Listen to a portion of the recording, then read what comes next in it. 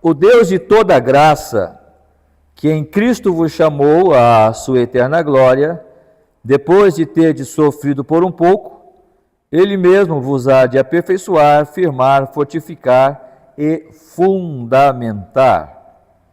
Primeira parte deste verso, então, o Deus de toda a graça. Conversamos na semana passada que falar sobre a graça não é algo que eu vou chegar para vocês e olha, eu vou falar sobre a graça, vocês vão entender tudo sobre graça. Talvez poderia até ser teoricamente, né? Mas a experiência do entender o que é a graça somente efetivamente na experiência com Cristo, no conhecimento de Cristo, da pessoa de Deus, porque Ele é o Deus de toda a graça. Mas para que nós possamos experimentar isso, é necessário que nós entendamos, sim, o que vem a ser graça. E já falamos na semana passada que graça é um favor não merecido. Conta-se, por exemplo, aquela ilustração, que com certeza já contei aqui, mas talvez nunca é demais voltar. Me parece que essa é uma boa ilustração que fala bem sobre o significado de graça. E às vezes nós podemos confundir essas expressões, podemos confundir os significados destes valores, né? Havia, então, um pai e uma mãe estavam em casa jantando e seu filho, né, eles estavam em casa tomando a sua refeição à noite e um ladrão entra naquela casa para assaltá-los. E ao entrar, então, era um jovem, da mesma idade do jovem filho daquele senhor e daquela senhora, e ele então aborda aquela família na sua mesa de jantar para assaltá-los, roubá-los, né? Mas no momento impensado, pelo seu nervosismo ali, pela sua pouca idade, ele acaba disparando a arma que ele estava usando e acaba matando o filho daquele casal. E quando ele vê o que ele acabou de fazer, ele sai correndo. Ele corre, pula o muro, ou melhor, tenta pular o muro, mas ao tentar pular o muro, ele cai, bate a cabeça e desmaia. Aquele pai, então, vê aquele jovem e ele pega a arma daquele jovem e diz: o que eu faço agora? Então, há 3 finais para isso, né? O primeiro, ele chama a polícia. Olha, tem aqui um jovem, entrou na minha casa, acabou de matar o meu filho e eu quero que vocês venham aqui para resolver o problema, né? Eu quero vê-lo preso. Como se chama isso? Como se chama a ação desse pai? Justiça. Ele quer justiça pela morte do seu filho. Mas imagine que aquele pai olha para aquele jovem caído, pega a arma, vamos dar outro final, né, para essa história. E aquele pai pega a arma daquele jovem desmaiado ali, o seu filho está morto na sala, ou na sala de jantar, e aquele jovem está caído ali desmaiado. Ele pega a arma daquele jovem e diz para ele: olha, o mal que você me fez, ninguém vai poder restaurar. Você já matou meu filho.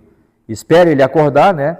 E diz para ele: você não pode reviver o meu filho está morto mesmo. Agora pegue, pula o muro e vá embora, que eu nunca mais quero te ver. Talvez você vá dizer: isto é graça. Não, isso chama-se misericórdia. Aquele pai foi misericordioso para com aquele jovem que acabara de tirar a vida do seu filho. O que é graça, então? Graça seria o fato daquele pai, tendo o seu filho morto, pegar a arma daquele jovem e dizer para ele: acorda, você está desmaiado. E ele acorda, se recobra os seus sentidos, e ele diz: então agora eu quero que você venha para a minha casa, eu quero que você entre comigo. E ele vê ali aquele rapaz que ele acabou de tirar a vida, ele diz: vá para o banheiro, tome um banho, diz para aquele jovem. E aquele jovem, com medo, porque aquele homem está com a arma na mão, E ele vai me matar, não sei o que ele vai me fazer comigo, mas ele vai e entra no banheiro, toma um banho, e ele diz, olha, as roupas do meu filho é as mesmas roupas, é o seu número de roupa. Tem aqui algumas roupas do meu filho, você pode usá-las. São suas agora. E aquele jovem com medo, com aquela roupa nova, aquele pai olha para ele e diz, agora vem aqui. Senta-se à mesa, você vai comer comigo e com a minha esposa. E a partir de hoje, você vai morar nesta casa, como se fosse o nosso filho, aquele que você acabou de tirar a vida. Você teria coragem de fazer isso? Foi isso que Deus fez conosco. Nós matamos o seu filho Jesus na cruz do Calvário. Ah, eu não matei. Sim, se nós estivéssemos lá, com certeza nós o faríamos. Se nós estivéssemos lá naquele dia, com certeza nós o faríamos. Mas a morte do seu filho, a morte do Senhor Jesus Cristo, é a condição, é o caminho para nós adentrarmos a família de Deus, sentarmos com Ele à mesa e cearmos com Ele. Isto é graça, e foi isso que Deus fez conosco. Nós merecemos alguma coisa de Deus? É claro que não merecemos nada. Mas Deus ainda assim abre a sua destra de comunhão a nós, Ele derrama a sua graça sobre nós, para que nós possamos fazer parte da família de Deus, e assim cearmos e estarmos com Ele, e termos comunhão com Ele, mesmo com todos os pecados que nós manifestamos todos os dias. Todos os dias. Desta forma, irmãos, quando a palavra de Deus diz, ora, o Deus de toda graça, é um Deus que manifesta a sua graça, Ele transmite, Ele dispensa a sua graça a nós todos os dias. O irmão João pediu pela semana agradecendo, né? E quantas coisas nós podemos agradecer pela semana, coisas que Deus nos deu. E que muitas vezes estas coisas nós achamos que nós merecemos, porque afinal de contas eu trabalhei por isso. Mas o seu trabalho, as suas capacidades, as minhas qualidades, os meus dons são tudo coisas que Deus me deu. Se você pôde trabalhar, se eu pude trabalhar, se nós pudemos estudar, se nós pudemos caminhar, se nós pudemos falar, se nós pudemos nos alimentar, se nós pudemos sentar à mesa e ter uma mesa farta para saciar a nossa fome, a nossa sede, tudo isso é graças a Deus, porque a graça dele se manifesta a nós a cada dia. E por isso que sim, devemos agradecer. E tanto mais aquelas coisas que acontecem conosco ou deixam de acontecer e nós nem sabemos, nem imaginamos. Quantos livramentos, acidentes nós podemos ser livrados e nós nem imaginávamos. Que se nós estivéssemos naquela estrada, naquele momento, um acidente ia acontecer e ia nos pegar, mas Deus nos livrou e hoje estamos aqui para adorar, para glorificar a Deus, para agradecê-lo pelas provisões e pelos livramentos que Ele nos deu. Desta forma, irmão, falar sobre graça, podemos falar teoricamente, podemos entender o que é graça, mas viver isto é somente na comunhão com o Senhor. E por isso que nós pensamos em falar sobre as funções da graça. E a primeira função da graça, como falamos na semana passada, é salvar. Deus não é obrigado a salvar ninguém.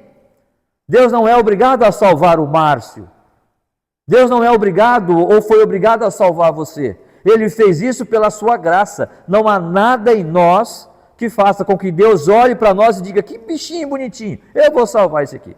Não é? Como você vai, talvez, ali procurar um cachorrinho, né? Aí você vai buscar um animal para ser o seu pet, né? O seu animal de estimação ali, e você vai, talvez, numa feira, e você vai procurar aqui o mais bonitinho, o mais espertinho, o mais gordinho, né? Porque você quer o melhor. Aí você olha, eu quero esse aqui, você vai lá. Nós pensamos que às vezes Deus nos escolheu, ou Deus nos chamou, porque nós éramos bonitinhos, porque nós éramos interessantes, nós éramos bonzinhos, e aí, não, quando olhamos para nós, para a nossa realidade, o que somos, o que fazemos, o que pensamos, nós só temos a dizer, como Daniel disse, só nos resta o corar de vergonha, pelos nossos pecados, falhas, erros, fraquezas e limitações. Por isso é a graça de Deus em nos salvar. É a graça de Deus em salvar um ser pecador e caído como nós, como eu, por exemplo. Mas a função da graça não é somente salvar. ainda que poderíamos falar somente, parece tão pouco, né? Mas além de salvar, a graça de Deus, ela também nos ensina a como caminhar nessa salvação. Perceba lá em Tito, capítulo 2, versículo 11.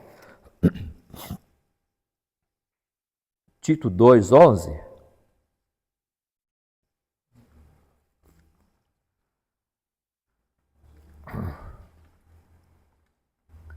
Tito 2, 11.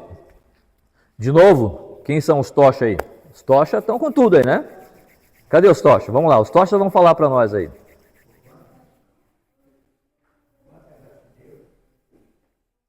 Vamos lá, vamos colocar em prática aí. Tito 2, 11, 12. É o lema, né?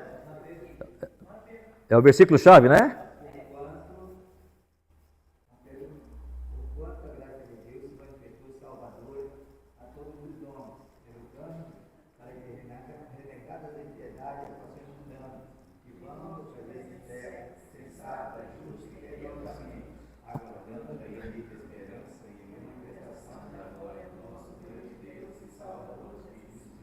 Muito bem, olha lá, Tito 2, 11, 12 e 13, né?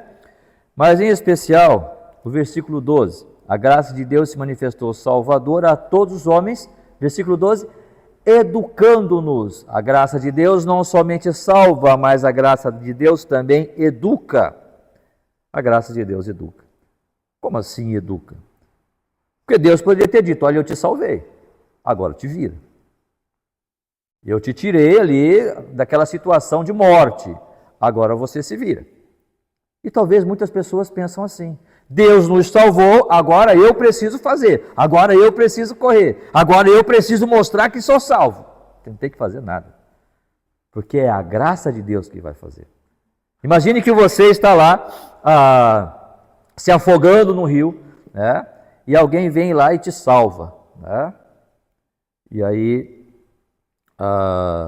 você pensa que tem que fazer qualquer coisa para poder agradecê-la ou poder pagar aquele ato. Não, ela fez porque ela não queria ver alguém morto, né? Ela não queria ver alguém morrendo, perdendo a sua vida. Mas não somente isso, o Senhor nos salvou e Ele nos tirou daquela situação de morte, mesmo que nós não merecíamos, mas mais do que isso, Ele nos chamou para nós servirmos a Ele. E neste serviço, Ele vai nos educar a como devemos caminhar nesse trabalho, nesse ministério, nesta vida cristã que Ele nos chamou para vivermos.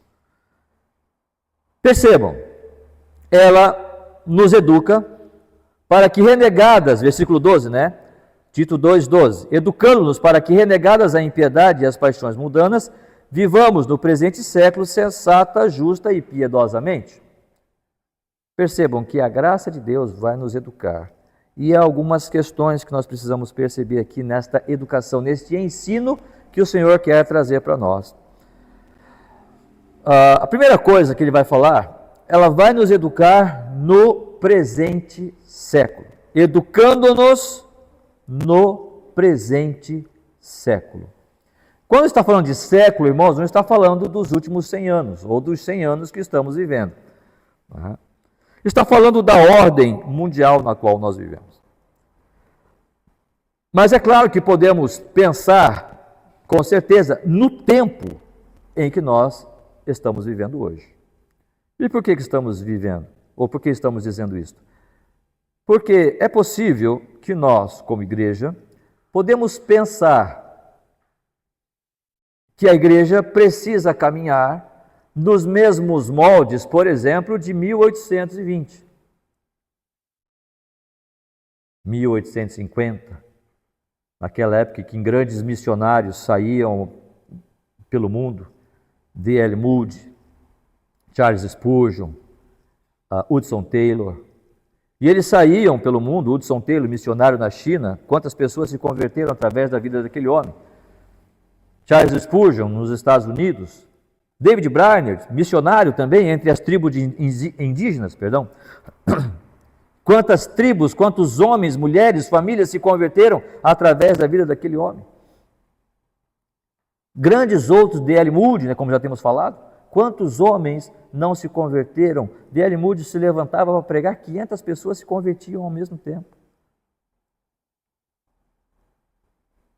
Teve um pregador que estava uma vez na Rússia, esqueci o nome dele agora, não sei se é Ironside, e ele estava pregando, ele não tinha feito apelo, ele estava na metade da mensagem ali, e pessoas vinham chorando até o púlpito querendo entregar a sua vida a Cristo.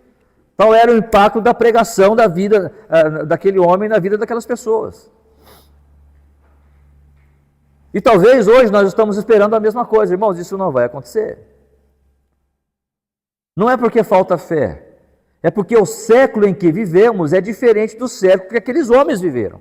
A graça de Deus se manifestou daquela forma naqueles dias. Deus não é poderoso então para salvar mais 500 pessoas de um mesmo... Pode, assim como fez com Pedro, quando 3.000 almas se converteram, 5.000 almas se converteram na pregação dele. É claro que Deus pode. Mas da mesma forma, nós precisamos olhar para a palavra de Deus e percebemos que nos últimos tempos, qual seria a característica da igreja? Esfriamento e apostasia. E se nós olharmos e pensarmos que o pastor Márcio agora de manhã vai pregar e centenas de pessoas vão se converter, Deus pode fazer? Pode. Mas os dias de hoje não tem essa característica. As pregações de hoje não vão dar esse resultado, por quê? Porque os nossos dias são dias onde a igreja de Laodiceia está se manifestando, onde nós estamos olhando simplesmente para pessoas que querem benefícios, estamos pregando para uma sociedade que quer um Deus que só resolva os seus problemas, não um Deus que perdoe os seus pecados. Estamos vivendo em uma sociedade onde ninguém, quando eu falo ninguém, entre aspas, né, está reconhecendo que é pecador. E esta consciência está se alastrando pela sociedade como um todo. E Deus virou tão somente um resolve tudo. Quando eu tenho um problema, então eu vou para a igreja para Deus resolver o meu problema financeiro. Ou eu vou para a igreja para Deus resolver o meu problema de saúde. Ou eu vou para a igreja para Deus resolver aquela questão familiar. Essa é a realidade. Coisas que não aconteciam na igreja antigamente, ou na sociedade antigamente. Havia uma consciência de Deus. Aquele século pensava desta forma.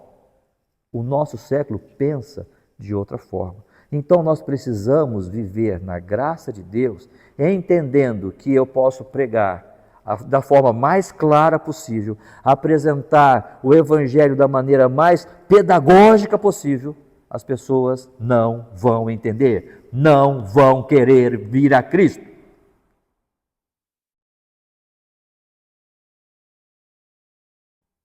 Esse é o nosso século. E precisamos da graça de Deus para entender isso. Precisamos da graça de Deus para entender que se eu quero uma igreja cheia, eu preciso movimento, eu preciso luzes, eu preciso programações muito legais, descoladas, para poder ter uma galera legal. Porque não vai acontecer, né? Este é o nosso século. E nós precisamos da graça de Deus para entender este século. Educando-nos para que, renegadas a impiedade e as paixões mundanas, vivamos no presente século. Esta é a característica do nosso século. Esfriamento, apostasia. E nós somos seres humanos, nós gostamos de ver resultados. É gostoso ver resultados, é claro que é. É bom você fazer um trabalho e ver que o seu trabalho está dando um resultado visível. Mas até Cristo não viu. Isaías vai dizer, e verá o fruto do seu penoso trabalho. Mas quantas pessoas estavam aguardando Cristo na sua ressurreição? Estavam ali esperando com Ele, juntamente seus discípulos, algumas pessoas, e mais de 500 irmãos, por tudo que Cristo fez. 500 pessoas. Então Cristo tinha uma igreja um pouco mais de 500 pessoas. É pouco, né? Tem pastor hoje que tem muito mais do que isso. Tem pastor hoje que cuida de igreja, tem 5.000 pessoas na sua igreja. Cristo tinha 500 pessoas olhando Ele, mesmo depois de ter curado, mesmo depois de ter pregado, mesmo depois de ter andado sobre as águas, mesmo depois de ter ressuscitado pessoas, Cristo só tinha 500 pessoas. Tal é a dureza do coração do ser humano. É por isso que nós precisamos da graça de Deus, olhar para nós e nos separar e nos chamar e nos salvar, porque nós somos duros de coração. Nós que não queremos, não gostamos de separar um tempo do nosso domingo, 2 horas que seja, para chegar na igreja e adorar a Deus. Nós não queremos fazer isso. Eu quero dormir até mais tarde. Eu quero ver a minha programação na TV. Eu quero fazer um almoço gostoso para a minha família. Este é o nosso coração. Este é o coração da sociedade de hoje. Não quer separar tempo para Deus. Eu preciso do meu conforto. Eu preciso do meu momento. Então, se Cristo passou por isso, nós também vamos passar. E quanto mais nos dias que se aproximam, que cremos, se aproxima a volta do Senhor Jesus Cristo. A apostasia, o esfriamento, essa é a característica. Precisamos entender isso. Eu, quando era jovem, não faz muito tempo, faz sim. Irmãos, nós fazíamos programações na igreja e os jovens vinham, Fazíamos reuniões, eu já tenho falado sobre isso também. Nós nem pastor tínhamos, houve um tempo que nós não tínhamos pastor na igreja. Vinha o pastor José Marcos de Cubatão até a Praia Grande, ali esporadicamente ele chegava, trazia a mensagem, mas nós jovens nos reunimos por nós mesmos. Nós fazíamos nossas programações, nós fazíamos a nossa agenda, nós elegíamos o presidente dos jovens, o vice-presidente, Você não tem a mesma disposição hoje da juventude. O que aconteceu? É outro século. É um século de dureza? É. É triste ver? É triste ver que tantos jovens que nós temos na igreja, mas a coisa não vai, não funciona, não vai, não destranca, é travado o negócio. É assim que é. Funciona assim. São os nossos dias. Tá legal? Não tá. Na minha visão, não tá. Mas poderia ser melhor? Creio que poderia. Mas é o nosso século. Precisamos da graça de Deus para viver isso. Trabalho com crianças. Estamos falando ao ANSI, amém. Temos alguns jovens. Mas, irmãos, nós fazíamos trabalho com crianças há não muito tempo atrás, não. Mas, certa vez, eu e a Cátia, nós estávamos recém-casados. A Natália, a Cátia estava grávida, a Natália ainda. Nós fomos para a Praia Grande. Fizemos uma semana de EBF. Eita, era criança que chovia criança. A questão geográfica aqui, às vezes, impede um pouco também, mas era outro século, era outro tempo. Acho que era outro século mesmo, Porque quando eu era jovem, acho que era outro século mesmo. Literalmente outro século, Era ano 2000, Não era século 21 ainda, era século 20 ainda. Mas, enfim, era outra realidade. Você fazia a programação, vinha pessoas, as coisas aconteciam, e era igreja pequena. Eu já falei sobre isso, por exemplo, eu fui para o ministério, temos o Felipe, temos o Eliazar, o Natanael, pelo menos 4 daqueles jovens que nós tínhamos na igreja, hoje estão no ministério, literalmente falando, servindo ao Senhor. Todos os jovens têm que ir para o ministério? Não estou dizendo isso. Eu estou dizendo que aquele trabalho que foi feito, pequeno, um trabalho simples, foi feito e deu seu fruto. Mas por que isso não acontece hoje? Porque estamos vivendo num outro século e precisamos da graça de Deus para olhar para isso e perceber: Senhor, nós vamos permanecer firmes na sua graça, mesmo não vendo com os nossos olhos um fruto visível, mas se o Senhor nos chamou para fazer isso, é isto que eu vou fazer. Desta forma, irmãos, a graça de Deus nos educa sim a vivermos esses dias desta forma e nos ensina que vivemos nesse século, e esse século este mundo jaz no maligno, e a palavra de Deus nos ensina o seguinte ainda: educando-nos para que, renegadas a impiedade e as paixões mundanas, vivamos no presente século como devemos viver, sensata, justa e piedosamente.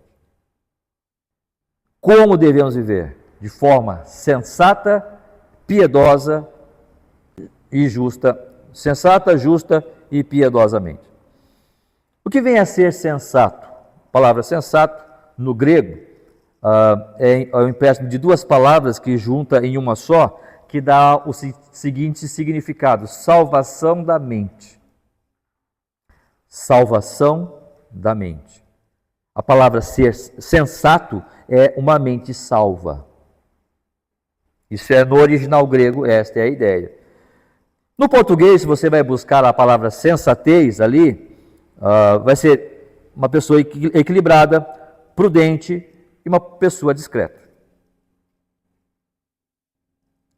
A graça de Deus quer nos ensinar a viver nesse século de forma sensata, de forma equilibrada, discreta, de uma forma prudente.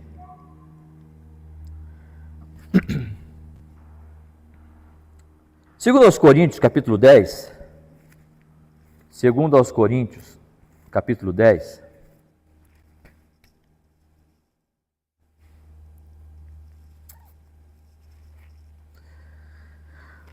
versículo 4 diz o seguinte: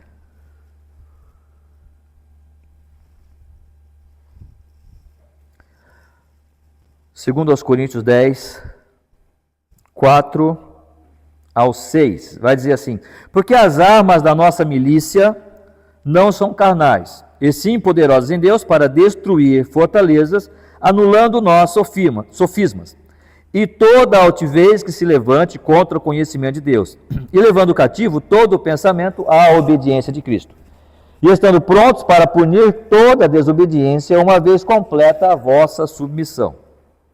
Ou seja, Paulo está dizendo que as armas da nossa luta, da nossa milícia aqui é luta, a nossa luta como cristãos não são carnais. Elas são poderosas em Deus, mas elas não são carnais, logo são espirituais. Por isso são poderosas em Deus, porque Deus é Espírito. Não é uma questão de convencimento, não é uma questão apenas pedagógica, não é uma questão apenas de ter uma boa articulação nas palavras, não. É uma coisa espiritual. Para destruir o quê? Fortalezas e sofismas. O que vem a ser isso, irmãos? Sofismas são ideias que eu criei. Fortalezas são muros que eu edifiquei na minha mente, através de hábito, através do costume, talvez herdado da minha família, talvez herdado da minha cultura. Eu criei ideias na minha mente.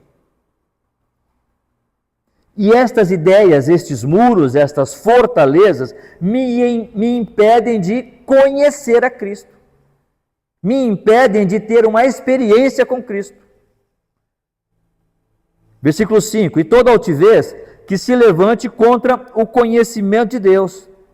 Então eu preciso fazer o quê? Levar cativo, ou seja, preso, todo o pensamento à obediência de Cristo. Tudo que eu penso, tudo que está na minha mente precisa estar debaixo da obediência de Cristo. Esta é a nossa luta. Ser sensato, então, lembra qual o significado da palavra sensato? Salvação da mente, ou uma mente salva. Estamos falando que é uma mente que obedece a Cristo. Quando eu olho para o mundo, quando eu olho para este século, como já temos falado, nós vamos ver um monte de ideias que Deus não está abençoando, que Deus não está dando o seu aval. Não pode fazer, isso está legal. Não está. É com relação à família, é com relação à igreja, com relação à minha vida, com relação às roupas que eu uso, com relação às palavras que eu articulo. Eu trabalho com jovens, com adolescentes. E eu muitas vezes tenho que dizer, olha o palavrão, mas eu sei que aquela criança não está falando palavrão só ali na escola porque está no meio dos seus colegas. Ele fala porque na casa dele é normal falar isso. Ele fala porque na sua casa é o linguajar comum da família. Mas isso já está na sua mente. Isso já está impregnado aquele falar, aquela maneira de se vestir, aquela maneira de agir, aquela maneira de pensar. Nós precisamos levar cativo todo o nosso pensamento. E lembra que nós falamos sobre sensatez? É equilíbrio, prudência, discrição. ser discreto, ser prudente, ser equilibrado. A última coisa, irmãos, que nós estamos vendo na nossa sociedade é equilíbrio, é prudência, é discrição. Estávamos, sexta-feira nós saímos, eu e a Cátia, aí vai ficar julgando isso ou aquilo, não é? Mas Deus nos fez tão lindos, né? Deus nos fez tão maravilhosos, mas o ser humano, ele insiste em querer mudar aquilo que Deus fez. E aí você vê pessoas com inserções e piercings e umas roupas que você fala, meu Deus, de onde se tirou isso? Eu não sou capacitado para falar sobre moda, mas você vai ver os adolescentes. Me parece que o que ele puder fazer para chocar, o que ele puder fazer para causar, o que ele puder fazer para mostrar, eu estou aqui, eu sou diferente de você, eu pintei, eu fiz, eu aconteci. Porque a ideia de discrição, de prudência, de equilíbrio está distante. E não são só os jovens, não. Você vai ver muitas vezes pessoas idosas da mesma forma.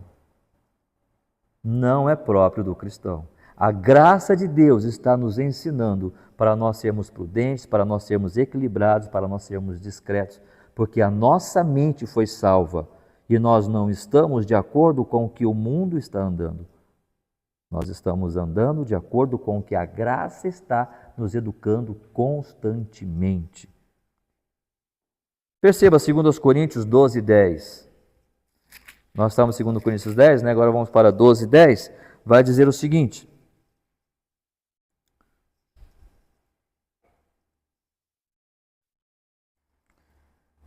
este processo, irmãos, de trabalhar a nossa mente não é um trabalho fácil, não é um processo que talvez muitas vezes nós pensamos que, eu vou me converter e Deus vai me transformar de um ratinho num lindo cavalo alazão, né? Vai me transformar de uma abóbora numa linda carruagem, como num conto de Cinderela. Não é verdade, isso não vai acontecer. O trabalho é um processo a cada dia que vai se dando.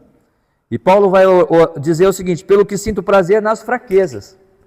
Deus vai trabalhar nas minhas fraquezas, nas suas fraquezas, nas injúrias, nas necessidades, nas perseguições, nas angústias, por amor de Cristo. Porque quando sou fraco, então é que sou forte. Perceba, Deus vai trabalhar naquelas áreas fracas da minha vida. E como que Ele vai fazer isso? Qual que é a minha fraqueza? Qual que é a sua fraqueza? Eu não sei. Você sabe qual é a sua fraqueza. É dinheiro? É fama? Qual que é a sua fraqueza? Poder? É compra? Você precisa estar sempre vendo alguma coisa da Shopee chegando? Né? Tem pessoas assim, irmão. Pessoas que não precisam daquilo. Mas se ele não vira a coisa da Shopee chegando, da Shein, não é? Ele não está feliz. Irmãos, é uma fraqueza. Se você não precisa daquela coisa, pega o seu dinheiro e dê de oferta na igreja, ora. Aquilo ali vai se estragar, vai só criar poeira em cima do armário. Nós somos cheios de fraquezas e precisamos trabalhar. Agora, como é que vai ser trabalhada essas fraquezas? Através de situações que Deus vai me quebrar, que eu vou chorar, eu vou ter que dobrar os meus joelhos. Senhor, me dá a tua graça, Senhor, me dá a tua graça, eu preciso vencer isso, eu preciso da tua graça. E vão vir mais problemas, vão vir mais provações, para que Deus esteja formando em nós uma mente sã, uma mente saudável, uma mente equilibrada. Senhor, eu preciso muito parecer com as pessoas do mundo. Senhor, trabalha na minha vida. Eu não quero me vestir como pessoas do mundo, eu não quero falar como pessoas do mundo, eu quero ser um servo teu, Senhor. Mas eu gosto tanto de ver o mundo, as pessoas, as meninas, as moças, os rapazes. Esse palavreado é engraçado. Quando eu falo isso em sala de aula, todo mundo ri. Que legal. Agrada a Deus? Deus está dizendo: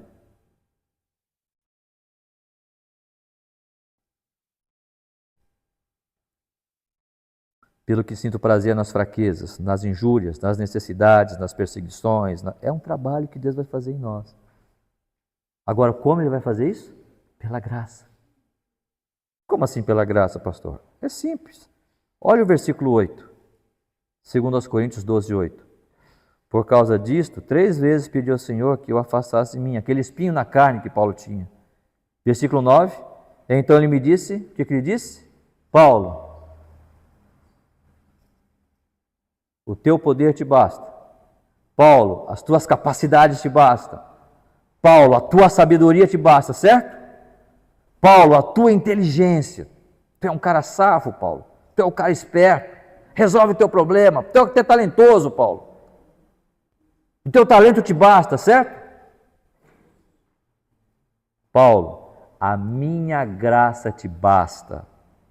Eu vou transformar a sua mente, eu estou transformando, eu estou trabalhando na sua mente. Márcio, eu estou trabalhando na sua mente. Eu sei que você vai chorar muito ainda por causa desse pecado, por causa dessa fraqueza, por causa dessa injúria que você está sofrendo. Mas, Márcio, a minha graça te basta. Ora, se foi assim com Paulo, se foi assim com os apóstolos, com aqueles homens que serviram para lançar o fundamento da doutrina cristã, quem dirá comigo? Quem sou eu? A minha graça te basta, Márcio. A minha graça te basta, igreja, para Deus trabalhar em nós, para trabalhar esta mente sensata, equilibrada, prudente. É a graça de Deus. Mas é necessário que busquemos. É necessário que busquemos, que dobremos e façamos como Paulo fez. Peçamos ao Senhor. E estejamos prontos para enfrentar as injúrias, as fraquezas, as necessidades, as perseguições, as angústias, por amor a Cristo. Estamos prontos para isso. Que Deus nos abençoe para que estejamos. E o Senhor nos ensina então para vivermos de forma sensata, mas também de forma justa. De forma justa. Sensata, justa e piedosamente. Irmãos, o que é ser justo? A palavra justo, no dicionário grego, ou no termo grego, é dikaiô, fala de forma reta. Mas como é que nós podemos ser justos? De que maneira isso vai acontecer? Né? Como é que isso vai se aplicar praticamente na nossa vida? Ora, se nós olharmos, por exemplo, para capítulo 1, lá em Tito, voltando para Tito, capítulo 1, versículo 12. Tito 1, 12.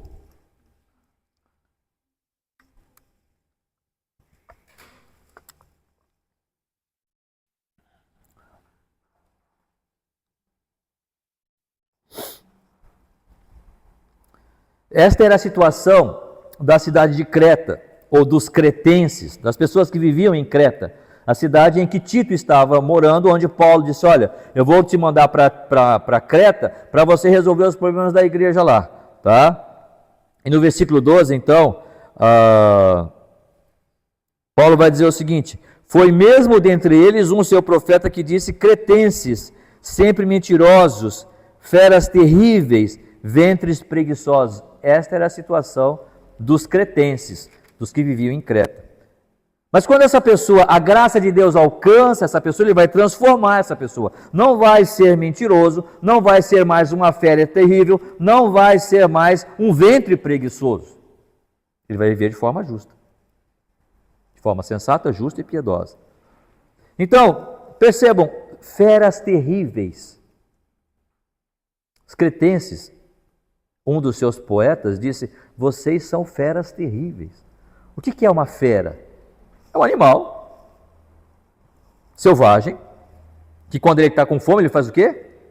Ele ataca a sua presa e come, sem dó nem piedade. Não é? Ele está ali para sobreviver, é o instinto dele, é matar para sobreviver. Já viram a história do cuco? O passarinho cuco? Ele entra no ninho do outro, ele bota o seu ovo ali, e o cuco nasce, e aí aquele filhotinho de cuco, ele tira os outros ovinhos, e fica só ele, e a mamãe do outro passarinho, né? A mamãe passarinho vem e começa a alimentar o cuco, achando que é filho dela, quando não é, porque os ovinhos dela, os filhotinhos dela, o cuco mesmo jogou para fora, né? Matou tudo. Isso é um instinto selvagem, é assim que funciona. Eu estou preocupado comigo. Estou preocupado em me alimentar. O leão não está preocupado se a zebra é filhote ou não. Vai matar a zebra e vai comer a zebra. Certo? Feras. Feras selvagens. Viver de forma justa, irmãos, é antes de mais nada, viver esse amor que Deus nos deu. Esse amor ao próximo. Amar ao Senhor teu Deus de toda a tua toda a tua alma, todo o teu entendimento, toda a tua força, não é? Esta é a primeira lei, o primeiro mandamento. E o segundo mandamento, que é o mesmo, né? Semelhante ao primeiro, ao próximo como a ti mesmo. Mas há uma questão aí. Perceba, amar ao próximo como a ti mesmo não é você aniquilar a você mesmo. E talvez hoje a gente vê muito isso, talvez na questão familiar, os pais, talvez sim, talvez não, mas muitos pais talvez aniquilam a si mesmos para viver tão somente para os filhos. Esta não é a verdade. Paulo vai dizer, o amor não se ufana, não se soberbece, não folga com a injustiça, mas folga com a verdade. Não é? Ou seja, o amor de Deus faz com que nós olhemos para o próximo e amemos o nosso próximo. Mas não significa que eu preciso aniquilar a mim mesmo, a minha própria vida. Jesus vai dizer, ame ao próximo como a si mesmo. Você precisa amar a si mesmo. Se você não amar a si mesmo, como você vai manifestar amor a outro? É mentira. Este amor ao próximo, se você não ama a si próprio, não é justo. Mas quando você se ama, você entende a sua realidade. Por exemplo, 1 Coríntios, nós já lemos, né? 1 Coríntios 13, 6. Paulo vai falar ali todas essas verdades e vai mostrar o quê? Vai mostrar que o amor não se conduz de forma injusta. Mas não está dizendo que nós não temos que manifestar o amor a nós mesmos também, assim como Cristo falou. Portanto, ser justo é, antes de mais nada, depois de amar a Deus, entendendo a sua graça a mim, amar a mim mesmo, sabendo o que eu posso fazer. Paulo vai dizer para Timóteo, cuida de ti mesmo e da doutrina. Há uma ordem, cuida de ti mesmo e depois cuida da doutrina. Você precisa amar o seu corpo, sua saúde, sua vida, estar bem fisicamente, ok? Para poder servir ao Senhor. Senão, como é que você vai fazê-lo? E então você pode amar ao seu próximo. Você pode ajudar o seu próximo. Hoje em dia, nessa sociedade, nesse século, talvez está, eu imagino, cada vez mais evidente, cada um está buscando apenas os seus próprios interesses. Talvez em toda a história da raça humana isso aconteceu, né? O ser humano, Thomas Hobbes vai dizer que o homem é o lobo do homem. E se não fosse feito um contrato, né, para alguém dirigir, alguém que é o contrato social que eles chamam, para termos líderes sobre nós, o ser humano ia matar um ao outro, ia se degladiar e daqui a pouco não tinha mais ninguém no mundo. Não ia sobrar mais ninguém, porque um ia matar o outro. Então, por isso que foi feito o contrato social, para que alguém pudesse reinar, o Estado pudesse reinar sobre nós, para dirigir a história e a vida da sociedade. Para equalizar essa situação. Mas, irmãos, falando biblicamente,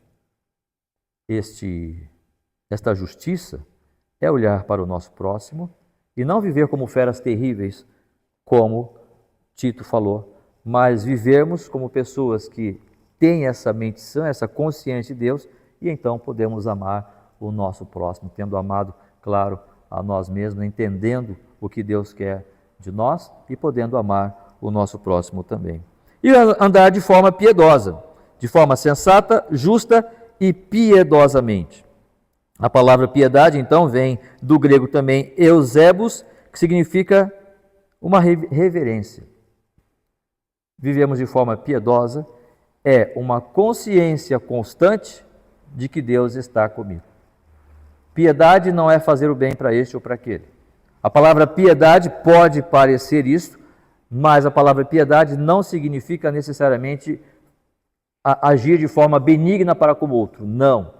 A palavra piedade significa você viver consciente da presença constante de Deus. 1 de Pedro 1,3, e com esse texto nós vamos terminar.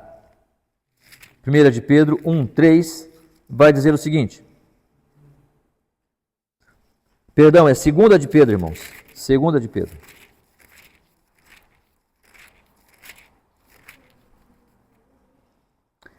Segunda carta de Pedro, capítulo 1, versículo 3, vai dizer o seguinte: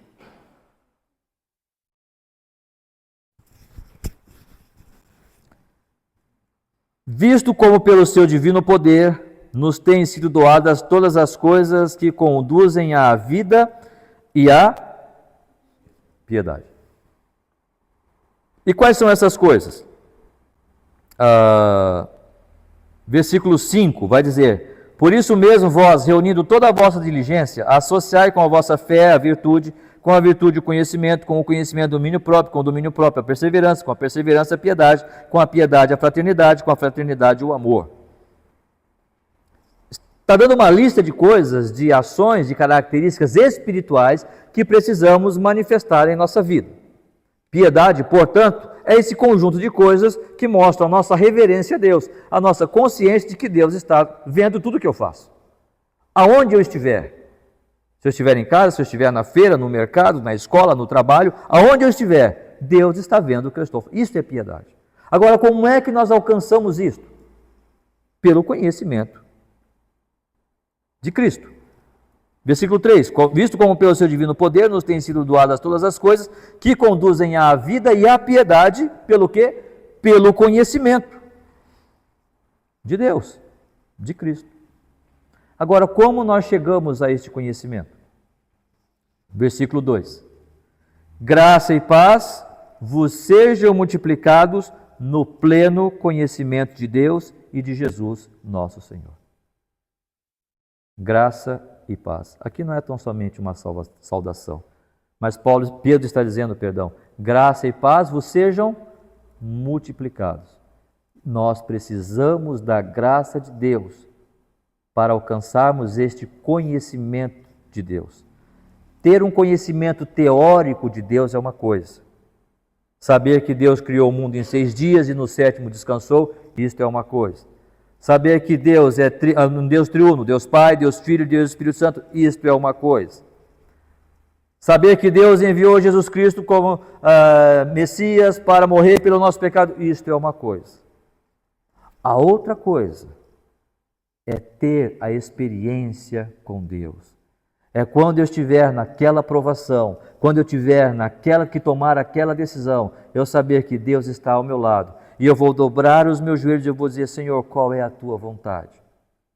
E talvez todas as coisas estejam completamente diferentes do que eu queria, do que eu planejava. Mas eu estou dizendo, Senhor, Tu és o dono de todas as coisas. Está me faltando dinheiro, está me faltando, mas eu coloco a minha família, eu coloco a minha vida, eu coloco esta igreja nas Tuas mãos para que o Senhor faça como o Senhor quiser. Pela Tua graça. E esta graça precisa ser multiplicada a cada dia para nós experimentarmos este conhecimento de Deus e ver o que Deus pode fazer. Confiar que mesmo Ele não fazendo nada, Ele está no controle de todas as coisas.